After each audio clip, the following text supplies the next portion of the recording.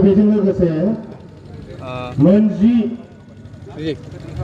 आनसलिकनि आफादगिरि आरो नेहाथारि बिथांमोनखौ जोङो मान बावनो सानदों। बैसागु बोथोराव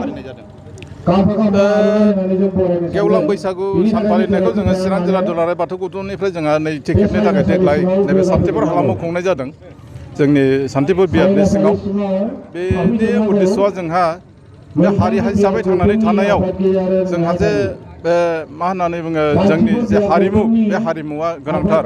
बे गोनांथार मोनसे जोंनि फेक्टर बादि होननानै बुंजासिगोन बेखौ दा बेखौ जोङो गोग्गोमै लाखिनो थाखाय हारि थांनानै थानायाव जोंहा बाहागो मोनसे पार्ट बादि हिसाबै लानानै थांनो थाखाय जोङो बे हाबाफारिखौ जोङो लाबाय थादों आरो सेमोननिफ्राय जागायबाय देग्लाय जाबाय आरो उनावबो लांबाय थागोन जोङो।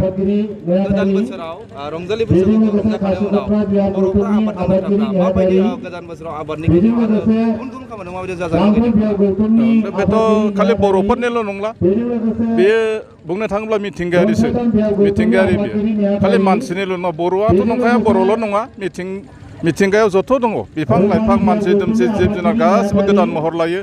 दैयाव थानाय ना साम' खांख्राइ गासिबो गोदान माबा मोनसे मिथिंगाजों सामलायजानाय हिसाबै मिथिंगानि बान्दा हिसाबै मिथिंगाया जेरै थिनो बेबादि थांनांबाय थानाय बादि जानायखाय जोंबो जिहेथु मानसि आरो मानसिया जोंहा थांनानै थानायनि थाखाय जोङो आबादखौनो मावनानै जायो।